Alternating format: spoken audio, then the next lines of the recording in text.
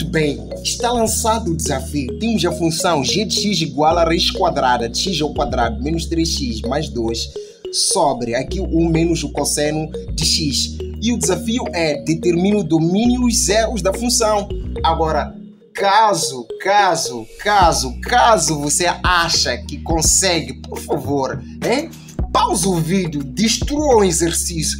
Depois venha comparar aqui o passo a passo, onde eu mostro como destruir isto aqui e reduzir em brincadeira das crianças. Tem dúvidas sobre domínios? Tem um vídeo completo que estará na descrição deste vídeo. Meu nome é Pedro da Glória Valiz. Minha missão é reduzir matemática em brincadeira das crianças. Inscreva-se no canal, deixe ficar o seu like e compartilhe este vídeo. Tem que ser métrica envolvendo módulos, mas o que a gente vai fazer mesmo é destruir geral. Porque o que a gente não faz é dançar diante de um exercício. Temos aqui, por exemplo, g de x, atenção, g de x igual a raiz por 1 menos o cosseno, o módulo do cosseno de x. Então vamos destruir o exercício, primeiro achando o domínio, depois os zeros da função. Ok, vamos começar aqui pelo domínio. Primeiro, esta expressão é uma fração, não é? Esta expressão é uma domínio. O denominador, nós temos o numerador e temos o denominador. Na fração, o denominador sempre deve ser diferente de zero. Então, esta é a primeira condição que esta função deve cumprir para que ela possa existir. Este denominador, que no caso é o 1 menos módulo de cosseno de x, deve ser diferente de zero. É uma condição.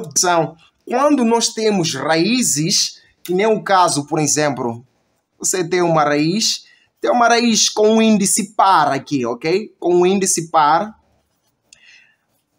considerando que este valor de n é um número par, tá bom? Considerando que o n é um número par, é preciso garantir sempre que o radicando, que é a expressão dentro da raiz, seja maior ou igual a zero, se o índice for par, tá bom? Este caso, tá? Que é o primeiro caso. E teremos este nosso radicando x ao quadrado menos 3x mais 2 está dentro de uma raiz com índice par. Então, este x ao quadrado menos 3x mais 2, por estar numa raiz de índice par, deve ser maior ou igual aqui a zero. Muito bem, resolvendo isto, intersetando com isto, você destruiu com o exercício. Vamos começar por aqui, onde é mais fácil, né? Então, começando por aqui, a única coisa que observo é que tem uma inequação do segundo grau.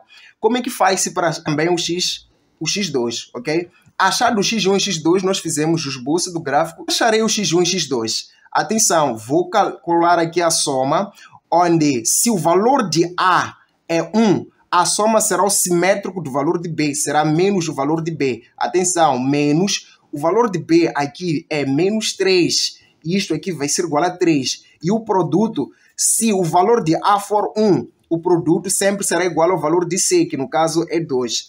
Então, significa que terei que pensar esses mesmos números, ao somarem, vão dar aí o 3. Atenção, foque mais no produto.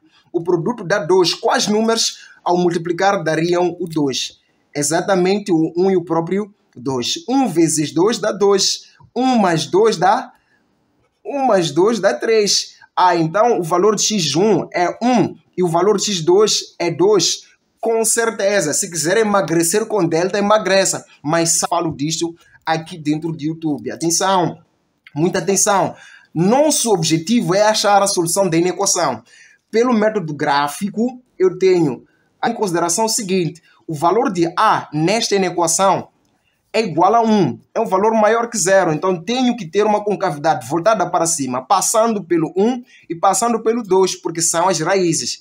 Então, passando pelo 1 e pelo 2, voltado para cima, é preciso entender que a parte do gráfico acima do eixo X está na zona positiva. Então, esta parte de 2 para o mais infinito está na zona positiva, do menos infinito para 1 está na zona positiva. Agora, toda a parte abaixo do eixo X sempre está na zona negativa da nossa função.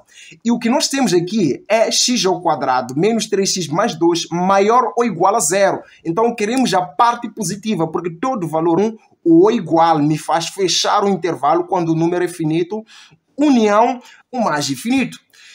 Basicamente, isso aqui que nós temos que colocar aí. Rebentamos com a solução desta equação. Atenção, nós precisamos intersetar este negócio com este negócio, porque o x deve cumprir esta condição, a primeira condição desta equação. Se eu pegar isto e passar para lá, fico com um diferente, ok? Do módulo do cosseno de x. Como é que se resolve uma equação modular? Atenção, aí, para a resolução de uma equação modular, é só fazer o seguinte. O cosseno de x deve ser diferente do simétrico do valor que está fora do módulo.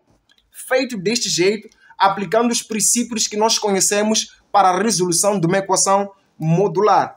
E agora, em que ângulo o cosseno dar-me-ia 1? Este aqui é a magia aqui. Porque você precisa ter aquele x que corresponde ao eixo dos cossenos. E temos aqui o eixo dos y correspondendo ao y dos senos, ok?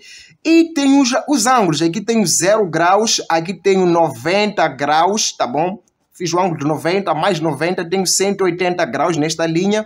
Mais 90, 270 graus nesta linha, mais 90, tenho 360 graus. Em radianos, isto aqui é π, isto aqui é π meio, isto aqui é 3π meios, ok? Enquanto que o 360 vai ser 2π. 0 é 0 mesmo, ok? Daqui para aqui é 1, daqui para... Qual é o ângulo que nós encontramos aqui? 0. Então, o cosseno, ok? O cosseno vai dar exatamente o 1 se, ok? Se o x for igual a 0, tá bom? E o cosseno, por exemplo, aqui temos cosseno diferente de menos 1. Em que ângulo o cosseno dá menos 1? Veja a linha dos cossenos. O cosseno dá menos 1 em que ângulo? No ângulo de 180 graus. O cosseno de x vai ser igual a menos 1 se o x for igual a π, que é 180 graus. Agora, comece a pensar o seguinte comigo. Vamos lá, vamos pensar comigo juntos aqui. Uma vez que a função cosseno é periódica, nós temos aqui cosseno, ok? Temos cosseno de x. Qual seria o período desta função? O período desta função, que no caso é cosseno de x, tá bom? O período desta função seria igual a 2π sobre o módulo do k. O módulo do k é o valor que multiplica o x, que no caso é 1. Então, teremos 2π sobre 1. Então, no contexto do nosso exercício, não está errado dizer o seguinte, que por ser uma função periódica, o cosseno vai dar 1 se o x for igual a 0, mais o período da nossa função, que no caso é 2π multiplicado por k. Aqui também, mais 2π multiplicado aí pelo k. Isto está gerando emagrecimento, não é? Então, o cosseno vai dar 1 neste valor e vai dar menos 1 se o x assumir aqueles valores. Atenção, venha para aqui. Dá 1 nestas condições. X igual a 0 mais 2kπ. Atenção, 0 é neutro. Então, tirando 0, nós diríamos que x igual, aqui no caso, tirando 0, fica 2kπ. Só que deve ser diferente. E aqui, o cosseno dá menos 1 se o x for π mais 2kπ. Atenção, venha para aqui. Dá menos 1 se o x for, no caso, π, mais aqui o 2kπ. No nosso contexto, deve ser diferente destes valores. Ok? Deve ser diferente destes valores. E agora, o que a gente faz aqui? Muito cuidado com o k, ok? O k pertence a conjunto de valores reais, tá bom? K pertence a conjunto de valores reais. E agora, o que a gente vai fazer? É preciso prestar atenção. Nós precisamos de achar uma zona de interseção entre esta solução desta equação com a solução desta equação modular. E como é que a gente vai fazer? Se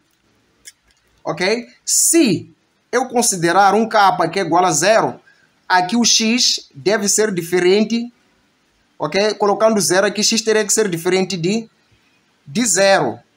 E colocando 0 aqui, 0 absorve todo este negócio e eu fico com x diferente do π. E veja só, o 0, ele já está fora deste intervalo, ou está dentro do intervalo. Nós começamos a ver que não. O 0 está no intervalo de menos infinito a 1, ok? O π, que no caso é 3,14, está no intervalo de 2 a mais infinito. Então, estes valores não podem pertencer a este intervalo, razão pela qual o domínio da função g... Querido, presta muita atenção. O domínio da função g vai ser todo este intervalo, ok? Vai ser todo este intervalo. Intervalo, no caso, aberto, de menos infinito a 1, ok? Fechado, união com de 2 a mais infinito, aberto, diferente, ok?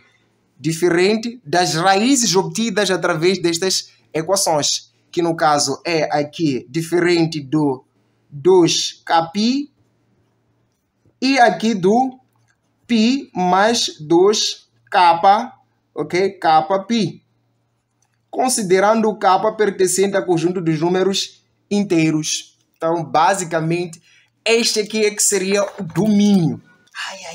Que matemática, hein? É exatamente isto que você obteve aí para achar o domínio disto aqui. Caso contrário, você dançou. E agora, quanto aos zeros da função?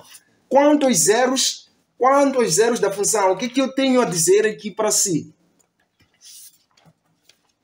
Muito bem, sobre zeros da função, esta coisa será a mais banana que nós teremos feito neste vídeo. G de x igual a raiz quadrada de x ao quadrado menos 3x mais 2 dividido por 1 menos módulo de cosseno de x.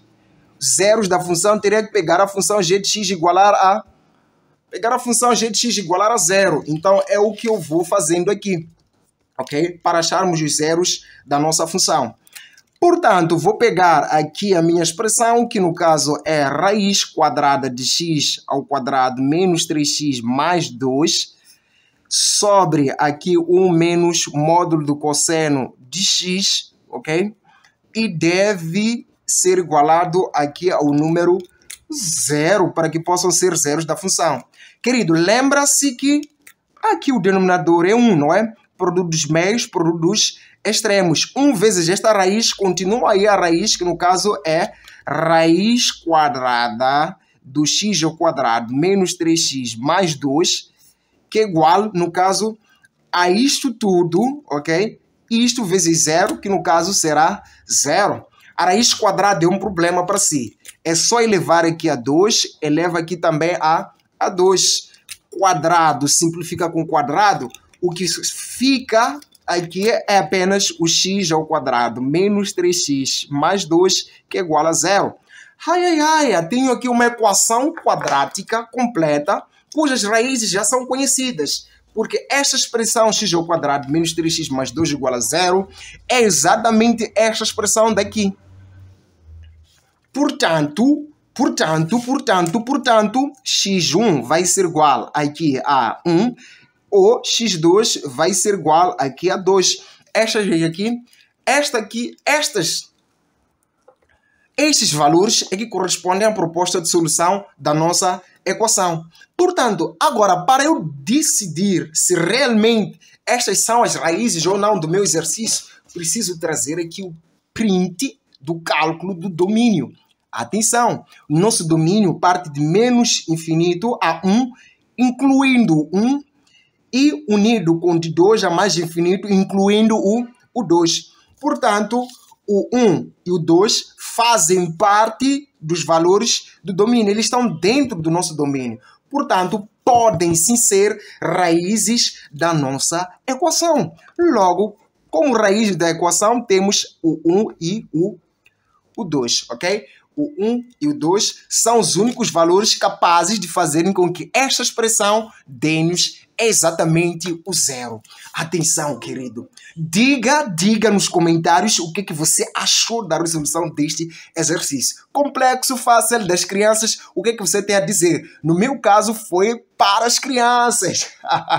God bless. Pedro da Glória Varija, aqui minha missão é reduzir matemática em brincadeira. brincadeira das crianças. Bem, agora vamos falar de coisas que interessam a todos, né? Matemática está a dar problemas gerais deste lado e eu estou cá deste lado dispensando apenas 2 a 1 hora por dia para resolver e responder a dúvida de todos vós em vídeo. Atenção, isto é uma consultoria. Você manda as dúvidas, tem um valor lá estipulado que você vai ter que pagar e vai ter toda a tua dúvida explicada em vídeo. Atenção, não poderei aqui responder qualquer dúvida, tá bom? Qualquer dúvida não, também porque não entendo toda a matemática, mas no que eu puder, eu vou rebentar e traduzir isto em brincadeira das crianças e você vai entender porque o meu objetivo é dar-te o passo a passo do sucesso. God bless. Até a próxima na consultoria em vídeo. Passe bem.